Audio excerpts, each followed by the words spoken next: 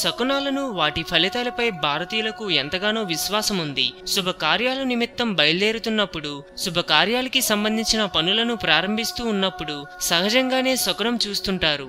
శకునం ఏమాత్రం అనుకూలంగా లేకపోతే శుభకార్యాలను సైతం వాయిదా వేసుకోవడమే కాదు, ఏకంగా రద్దు చేసుకోవడం జరుగుతుంది. అంతగా శకునాలను నమ్ముతారు. అయితే పెంపుడి పిల్లికి తప్పులేదనే విశ్వాసం ఉంది.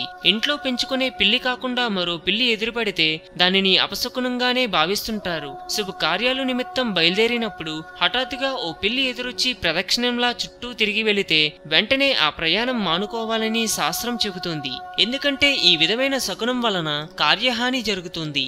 అయితే శుభకార్యాల నిమిత్తం బయలుదేరుతున్నప్పుడు పిల్లి ఒకానొక విధంగా మాత్రమే ఎదురు రావడం మంచిదని శాస్త్రం చెబుతుంది.